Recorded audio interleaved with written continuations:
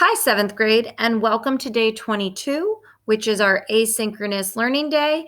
I'm going to be recording a short video with you so that you know what you're supposed to do, and then you'll be able to work on your materials. So after reading the instructions, you see what your list of things to do are. Remember on day 1 of coding, Monday, we worked on lessons 1 through 3, which were these 3, all the way to Scrat. So you did all of those. Day 2, yesterday, you were to work through level 4, level 5, level 6, and get to level 7 stickers with loops. And now today, you're going to work through 8, 9, 10, 11, and 12, hopefully. Okay. So you want to be working through those lessons. Again, you don't want to get behind. So a great way to do it, especially on a day like today when you have a lot of free time, is to do extra puzzles. But during the school week, when you have classes, to stick a few in between during your breaks, at lunchtime, between classes, as many as you can fit in there. So by the end of today, we should be on lesson 12. Okay, lesson 12. So that's all the way down here to lesson 12 in conditionals. Okay. Also, they should be all turning green, this bright green color. Remember, these are worth full credit. That's 2 points per shape. And then if it's light green, that's only 1 point because it means you solved it either in too many steps or too few steps. And not too few, but too many steps or the wrong way. It might turn grayish green. And then if it's white, it means you didn't do the lesson at all and you earn 0 credit for that bubble. So you want to make sure they're all turning this lovely bright green. Okay, so that is code.org. Remember, you were to work on lessons 7 through 12 and make sure all 1 through 12 are completed. You want to do the daily attendance check today, and you also want to make sure that your work is done for Friday makeup work. Last but not least, that was yesterday's Miss Watts. Silly Miss Watts. Don't want you to go back there. Going to take you to the new Miss Watts. Where is she? She is getting some sushi at Sakura. I've actually never been to this sushi place, but Miss Watts does love sushi. So anxious to get my sushi on a Wednesday. If you have any questions, I'll be in Go Guardian or I'll be in email all day today. So if you need something, we can meet and chat. Otherwise, make sure you're thinking. You're practicing working through the puzzles. Some of them might not come as easy as others. Some you might really have to think about and look into and try multiple times. One good strategy that I recommend is looking for patterns, especially when you get into the higher levels. You want to look at where does my block start repeating, and I can put a loop around that. And then I might have to put a loop around my loop and nest a loop inside of a loop. That's called nesting if I put a loop inside of a loop. So that's a excellent strategy to think about. Also, you can get up or draw it on paper. Sometimes that's what helps me is I work through them on paper or I walk around my room because my floor, if you have a kitchen floor with tile, it's excellent because they look like little squares.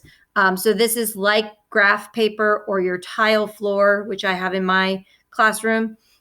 And you just think about where can I repeat things? And it says puzzle 2 repeat loops will help you get him there in the fewest number of moves. I get 6 blocks. It's even telling me how many move forwards I can use. And it's giving me this repeat that already says 5. So I'm going to think smart and use what they're already giving me. I know he wants to move 1, 2, 3, 4 spaces forward, it looks like. So I'm going to move 4 spaces. I'm going to change this repeat to 4. It looks like he needs to go 4 spaces. And then it looks like that is a right turn, that I'd be turning right. So I'm going to move right. And then it looks like he needs to just go forward again, 1, 2, 3, 4, 5 this time. So it looks like I want to go forward 5 times. If both of these were 4, I could have just put the loop right around the outside of this whole idea if I wanted him to do this again. But because they're different numbers, I'm going to have to separate them. So let's see how this works out for me.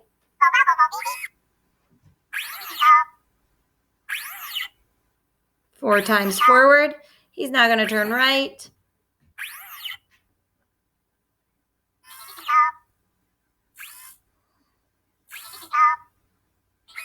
There you go. And sometimes it's good to try one side of a puzzle first. So maybe I wanted to test out him moving the one side first and run it, and then see what does he have to do next. So that's a strategy that you can use too. Sometimes I do that. So let's watch this new puzzle. So I'm going to move forward. It looks like that's what he wants to do. And I can never tell what way he's facing. So I tested out. Yes, forward is that way. He needs to turn. It looks like that's a left. Okay. But I'm not sure if it's a left, for instance. So I'm going to make it a left. And then I just want to see what direction he moves if it's a left. So I'm going to turn and move forward. And I see, oh, it's not a left. So I want to change this to a right. So I know it's the right way. And it looks like I'm going to have to repeat that other move forward to make him go down that row. So I'm going to put the move forward with the 5. And I'm going to set it. It's called debugging. I kind of test out everything and then see how it works step by step, rather than try and code the whole thing at once. So that's another one of my wonderful strategies, is to code a little bit, test what he does, and then code the rest. Excellent strategy. Also, coding out the entire puzzle and then looking for patterns so that you can stick the loops in. So if you don't necessarily see where the loop goes right away, you could code it out all by hand without loops and then look for where the pattern repeats. So let's see if this one offers us a chance to practice that. No, but this also shows us, hey, they already gave me this stuff. I don't want to get rid of that. And if I look at my blocks, I only need 6 and they've given me 5. So I only need to add 1 block to this puzzle. So it looks like all I'm doing is adding a loop and running it. Let's see. So sometimes looking at how many blocks I can use and how many they gave me is another strategy. And let's see if we can do one more and look at one other strategy. Ms. Watts has also solved 4 puzzles for you by now. So this is a really good one. Can you get all the scrap metal using just 1 loop? I get 6 blocks, right? So I want to test out what way is he facing, because I can never tell where his face is. So I'm going to hit run. Okay, so he's facing in the right direction. I know then he wants to turn. I think it's a left. So I'm going to try that out. Forward, left, forward. Let's see where he goes. I see it's the wrong way. So I'm going to make it a right. Now I'm going to test forward, right, forward. Okay. Now if he goes right again,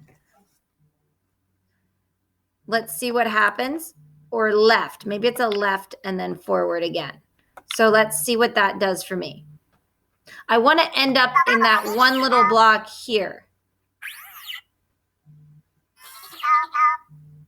because I'm making a stair. So I'm in the place that I want to be. And now I know that everyone after this is just the same pattern. It's like doing a staircase. I can see it's right, forward, left, forward. I probably don't need this other forward because I'm going to go right again. So I can probably take this off and stick this, because otherwise, if you notice, if I kept this, I would put another right, because I'm doing the staircase. So I would have made another right turn, and then I would have done forward, left. I would have kept repeating forward, right, forward, left. So if I'm just going to repeat forward right, I can take off the forward right and simply put this in a loop. And now you can see I've used just the 6 blocks. So let's see.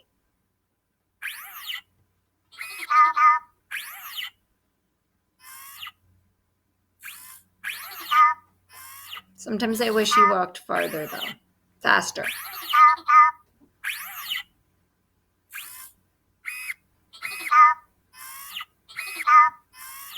And there he goes.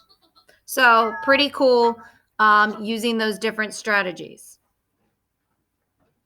If you have any questions, feel free to ask.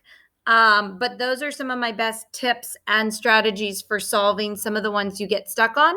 I also always say if you're spending over 5 minutes on a puzzle, you might want to skip it for now and come back to it when you have more time. So because you're sort of going for quantity, because if I get stuck on one puzzle and I spend a half hour on one puzzle, I might not finish the activity and get all 12 lessons done. But if I skip one and do the next couple, then I might have time at the end to come back for that one. So that's one more great strategy. Also, always reading these instructions. Use the last few puzzles to solve this. Also, always using the hints that they give you is another great strategy. Okay, it looks like he's going to be walking that stair step pattern, and then he's going to be turning and going left up the route. But I'm not going to solve this one for you. Have a great Wednesday. See you tomorrow.